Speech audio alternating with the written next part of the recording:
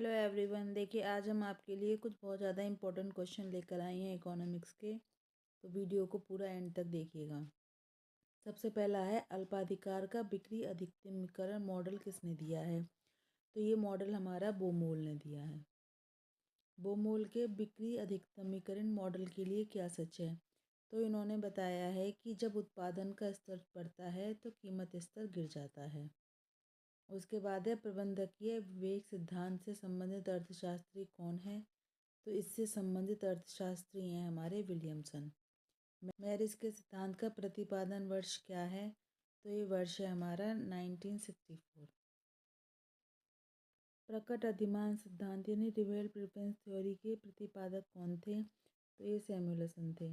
इस सिद्धांत का आधार क्या है? इस सिद्धांत का आधार है हमारा स्ट्रॉन्ग ऑर्डरिंग, सबल क्रमबद्धता। प्रकट अधिमान सिद्धांत व्यक्त किया जा सकता है, तो ये व्यक्त किया जा सकता है स्ट्रॉन्ग ऑर्डरिंग से और लेक्सियोग्राफिक से, शाब्दिक अधिमान पैटर्न से। प्रकट अधिमान उपागम का वर्णन इस रूप में कर सकते हैं, तो इसको हम वही स्ट्रॉन्ग ऑर्डरिंग में कर सकते हैं। प्रकट अधिमान पर आधारित सिमुलेशन की मांग प्रमेय क्या दिखाती है? तो ये दिखाती है धनात्मक आय लोच, ऋणात्मक आय लोच, ऋणात्मक कीमत लोच। हिक्स ने सामाजिक कल्याण अनुकूलतम की कौन सी दशाएं दी? तो इन्होंने दी हैं द्वितीय श्रेणी की। पेरेटो ने जो दी सामाजिक कल्याण के अनुकूलतम की, पेरेटो ने दी प्रथम श्रेणी की। सामाजिक कल्याण का अनुकूलतम स्तर प्राप्त करने के लिए आवश्यक क्या है?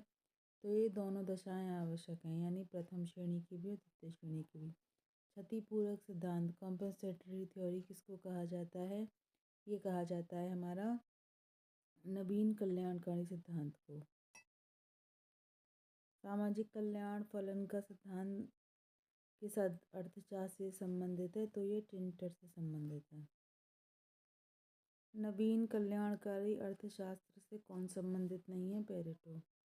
नवीन कल्याणकारी अर्थशास्त्र कल्याण में वितरण संबंधित न्याय के घटक को सम्मिलित करता है।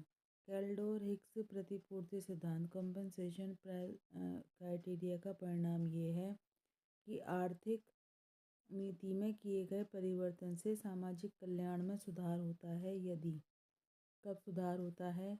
यदि लाभ उठाने वाले हानि में रहने वालों को उनकी हानि के लिए क्षतिपूर्ति कर सकें और फिर भी वे बेहतर स्थिति में हों जिससे मैं वो पहले।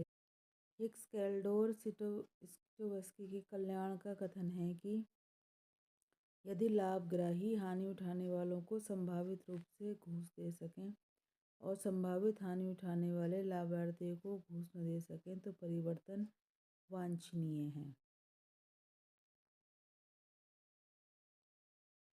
पेरेटो ने प्रस्तुत किया है संभाव्य कल्याण विचार। पेरेटो उपयोगिता की स्वीकार करते हैं, क्या स्वीकार करते हैं? क्रियात्मक माप, ऑर्डिनल। पेरेटो का कल्याणवादी विचार आधारित है, किस पर आधारित है? तो ये आधारित है हमारा क्रमवाचक विश्लेषण पर। पेरेटो के अनुसार अनुकूलतम कल्याण की स्थिति प्राप्त हो सकती है, कब प्राप्त हो सकती है? तो ये प्राप्त हो सकती है पूर्ण प्रतियोगी दशाओं में। पेरेटो का कल्याणवादी विश्लेषण किन किन क्षेत्रों तक सीमित है? उपभोग एवं उत्पादन। पेरेटो के अनुसार आर्थिक कल्याण तभी वांछनीय है जब एक व्यक्ति की स्थिति को बेहतर बनाया जा सकता है। कैसे बनाया जा सकता है? किसी दूसरे को हानि पहुंचाए बिना। पेरेटो सर्वसम्मत नियम का सकारात्मक मौलिक उद्देश्य है सबका भला करो। पेरेटो सर्वसम्मत नियम का उदाहरण है, कौन सा उदाहरण है इनका? आंतरिक व्यापार, अंतर्राष्ट्रीय व्यापार दोनों। पेरेटो के विश्लेषण में नैतिक मानदंड उपस्थित है। कल्याणकारी कल्याण का संबंध है आर्थिक नीतियों की जांच से। निम्नलिखित में से कौन सा कल्याणकारी अर्थशास्त्र से संबंधित नहीं है? तो ये संबंधित नहीं है जॉन रॉबिन्सन। आर्थिक कल्याण सामान्य कल्याण की मुद्रा में अभिव्यक्त है, प्रत्यक्ष और अप्रत्यक्ष दोनों में। मार्शल का आर्थिक कल्याण अध्ययन आधारित है किस पर? उपभोक्ता बचत नीति पर।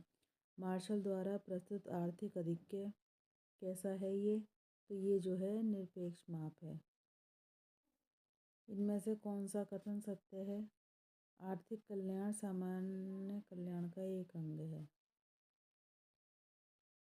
सीमांत उत्पादकता सिद्धांत किसी भी साधन के पारिश्रमिक को उसके कुल उत्पादन में किए अंशदान से जोड़ देता है।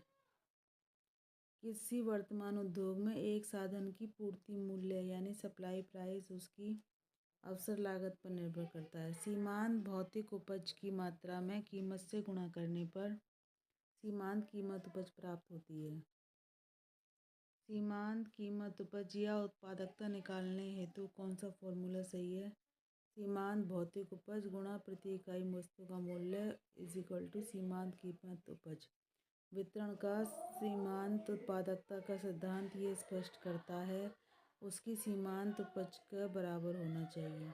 प्रत्येक उत्पादन के साधन का परितोष पीछे की ओर झुकता हुआ श्रम का आपूर्ति वक्र कहाँ होता है?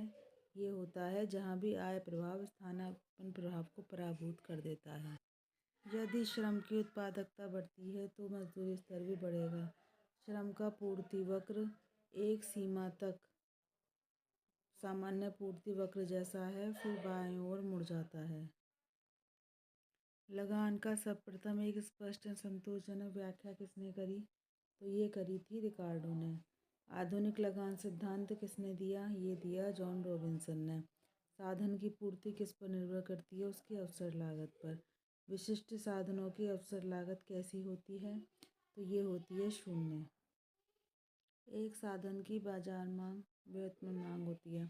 वितरण का सीमांत उत्पादकता सिद्धांत एक सामान्य सिद्धांत है और भी साधनों के परिचय व्याख्या की जा सकती है। स्पष्ट करता है कि उत्पत्ति के समस्त साधनों की कीमतों का निर्धारण सीमांत उत्पादकता है। यह स्पष्ट करता है कि व्यावसायिक फर्म किसी उत्पाद साधन उत्पाद के कारण रोजगार में लगाए तो सभी सही है ये। तो देखिए ये सब हमारे इम्पोर्टेंट क्वेश्चन थे जो आपके लिए बहुत हेल्पफुल होंगे। अगर आपको ये वीडियो लाइक कीजिए, शेयर कीजिए, हमारे चैनल को सब्सक्राइब कीजिए। Thanks for watching.